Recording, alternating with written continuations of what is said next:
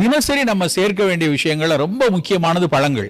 பழங்கள் என்ன ஃப்ரூட்ஸுக்கு அதிகமாக மெனக்கிடலாம். நம்ம அருகாமையில் என்ன கிடைக்குதோ ஃப்ரூட்ஸுக்கு நிறைய நம்ம இன்வெஸ்ட் பண்ணலாம். என்னென்ன பழங்கள் அருகில் கிடைக்கோ அருகாமையில் கிடைக்கக்கூடிய பழங்களுக்கு ரொம்ப வெளி தூரத்துலேருந்து வர்றதை விட இங்கே ஃப்ரெஷ்ஷாக மார்க்கெட்டில் வரக்கூடிய பழங்கள் கிடைக்கும்னா அதுக்கு முக்கியத்துவம் கொடுங்க. ஏன் ரொம்ப தூரத்துலேருந்து எடுக்காதீங்கன்னா, சில பேர் சார் நான் ஃப்ரோசன் நெல்லிக்காய் வாங்கி சாப்பிட்றேன், அதை விட உங்க பக்கத்துல தோட்டத்துல இல்ல இங்க பக்கத்துல இருந்து ஒரு வாழைப்பழம் வருது, இங்க பக்கத்துல இருந்து ஒரு ஆப்பிள் கிடைக்குது, இந்த பழங்கள். ஆனால் தினசரி பழங்கள் ஒரு போர்ஷன் இருந்துகிட்டே இருக்கணும். பழங்களுக்கு இணையா ஒரு உணவை சொல்ல, ஏன்னா ஒரு மல்டிபிள் காம்போனன்ட் இருக்கக்கூடிய மைக்ரோ நியூட்ரியன்ஸ் உடைய பல்வேறு விஷயங்கள், எல்லா கனிமங்களா இருக்கட்டும், ஃபீனாலிக் காம்பவுண்டா இருக்கட்டும், டெர்பனாய்ட்ஸா இருக்கட்டும், இதெல்லாம் குட்டி குட்டியா நமக்கு புற்றுநோய்கள் வருவதை தடுக்கக்கூடிய விஷயம்.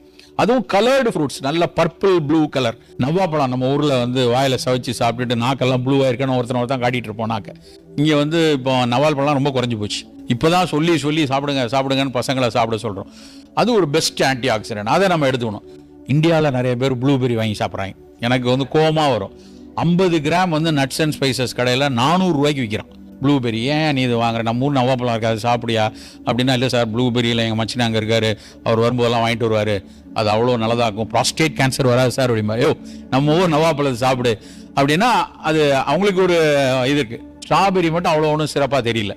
அதில் ஒன்று ஸ்ட்ராபெரியில் நிறைய கெமிக்கல் ஃபெர்டிலைசர்ஸ் நிறைய போடுறாங்க. அதை விட இந்த பெரிஸ் ஏதாவது ஒன்று. பழங்கள் அவசியம் இருக்கட்டும். மணமூட்டிகள், ஸ்பைசஸ், மிளகா வத்தலை தவிர மீதி இருக்க எல்லா மணமூட்டிகளும் ஏதாவது ஒரு வகையில் நமக்கு உடல் நலமுக்கு நல்லது கொடுக்கக்கூடிய இஞ்சி, புதினா, பூண்டு, சீரகம், கருஞ்சீரகம், பெருஞ்சீரகம், ஏதாவது ஒரு உணவு தினசரி இருந்துகிட்டே இருக்கணும். சீரக தண்ணி குடிக்கலாம்.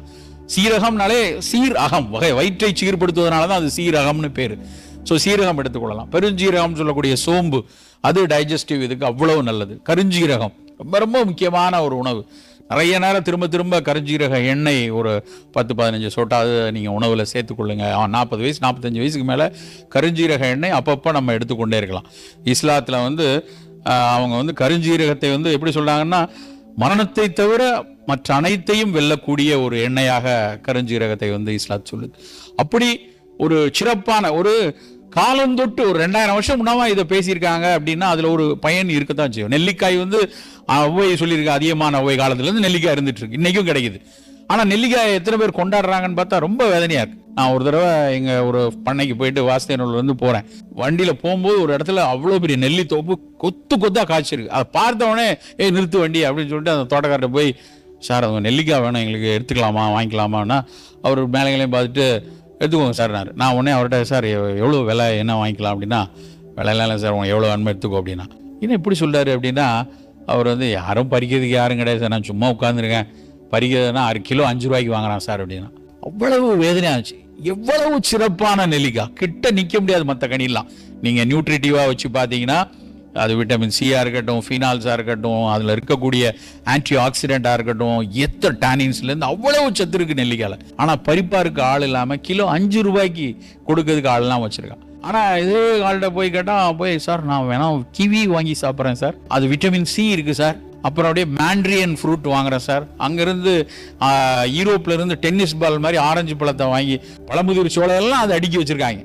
ஆனால் நெல்லிக்காய் யாரும் அடுக்கி வைக்கிறது காணும். ஆனால் நம்ம கிட்ட இருக்கக்கூடிய பெரிய பிரச்சனையே, நம்ம அருகாமையில் கிடைக்கக்கூடிய, நமக்கு பக்கத்தில் இருக்கக்கூடிய யாரும் சொல்லித்தராமல், அதை பற்றிய புரிதல் இல்லாமல் இருக்கும். நெல்லிக்காய் அவ்வளவு சிறப்பு, ஆக சிறப்பு. உங்களுடைய வீட்டில் நிச்சயமாக உங்களுடைய அப்பா அம்மாக்கள், தாத்தா பாட்டி, இல்லைன்னா உங்களுடைய பிரதர்ஸ்லாம் இருப்பாங்க. தயவு செய்து நீங்கள் சொல்ல வேண்டியது, தினம் நெல்லிக்காய் சாப்பிட்றான். எவ்ரிடே கிடைக்கும். அது ஒன்றும் கிடைக்காத பொருள்லாம் கிடையாது, தினம் கிடைக்கும். நெல்லிக்காயில் யாராவது ஒருத்தர் நான் நெல்லிக்காய் சாப்பிட்டு எனக்கு ஏதாவது வயிற்றுல புண்ணாயிருச்சு இல்லை எங்கேயாவது யாராவது ஒருத்தர் சொல்ல முடியுமா? கிடையவே கிடையாது. கொஞ்சம் பேர் சொல்லுவாங்க, கொஞ்சம் குளிர்ச்சியா, எனக்கு சளி பிடிக்குமா, சளி இருக்கிற அன்னைக்கு நீ வேணா சாப்பிட. ஆனால் நீ நெல்லிக்காய் சாப்பிட்டாதான் சளி பிடிக்காம இருக்கும். விட்டமின் சி நிறைய உள்ளது. அவ்வளவு கொண்டாட வேண்டிய பழங்கள் அத்தனை இருக்கு.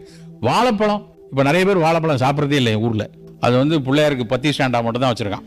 முன்னாடி வச்சு சொறி வச்சுட்டு அப்போ தூக்கி போட்டுருது. அப்புறம் கொஞ்சம் பேர் வெயிட் போட்டுரும், வாழைப்பழம் சாப்பிட்டா வெயிட் போட்டுருன்றான். வாழைப்பழத்தில் இருக்கக்கூடிய சத்து அதுவும் குறிப்பாக குழந்தைகளுக்கு அவ்வளவு சிறப்பு. எத்தனை ரகம் நம்ம ஊரில் இருக்கு. நீங்கள் அப்படியே அந்த களியக்காவலையிலேருந்து பார்த்தீங்கன்னா, களியக்காவலையில் நேந்திரன் வாழைன்னு இருக்கும். நாகர்கோயில்காரங்க தான் தெரியும். நேந்திரன் வாழை, செவ்வாழை. அப்படியே நாகர்கோயிலில் வந்தீங்கன்னா மட்டின்னு ஒரு பழம் வச்சிருப்பான், குட்டியாக இருக்கும், விரல் அளவுக்கு தான். தாய்ப்பாலுக்கு அப்புறம் அந்த வீனிங் பீரியடில் முதல்ல குழந்தைக்கு கொடுக்குற பழத்துல அந்த மட்டி பழம்லாம் உண்டு. திருநெல்வேலிக்கு வந்தீங்கன்னா எங்க ஊர்ல நாட்டுப்பழம், நான் அதை தொலியை உரிச்சா தொலி வந்துருச்சான்னு தெரியாது, அவ்வளவு நார் இருக்கும் அதுல. அது மலச்சிக்கல் வராது, மூல தொந்தரவு வராது, நாட்டு வாழைப்பழம். மதுரையில முந்தன் வாழைன்னு இருக்கும். அப்படியே திருச்சி வந்தீங்கன்னா மோரிஸ், பச்சை கலர்ல இருக்கும், மோரிஸ் வாழை. ஈரோடு போனீங்கன்னா தேன்கனி பழம், தேன்கனி வாழை. நடுவில் திண்டுக்கல் சிறுமலை பழம். அப்படியே தருமபுரி பக்கம் போனீங்கன்னா ஏலக்கி வாழைப்பழம். ஒரு தமிழ்நாடு ஒரு ஸ்டேட்டுக்குள்ள 20 வெரைட்டி இருக்கு வாழைப்பழம். ஒரு வாழைப்பழத்துக்கும் குறிப்பிட்ட மருத்துவ குணத்தையும் சொல்லியிருக்காங்க. அவ்வளவு சிறப்பான வாழைப்பழத்தை நம்ம எங்கேயாவது, அதுவும் நிறைய ஃபேமிலி ஒருத்தவங்க வீட்டுக்கு போறோம்னு வைங்களேன், உடனே போய் மாதுளம்பழம் இல்லைன்னா கிவி அதான் வாங்கிட்டு போவான். எவனா வாழைப்பழம் வாங்கிட்டு போறாங்களா, போனா கூட அவன் சொல்லிடுவான், வந்துட்டான் பாரு வாழைப்பழத்தை வாங்கிட்டு அப்படின்னு.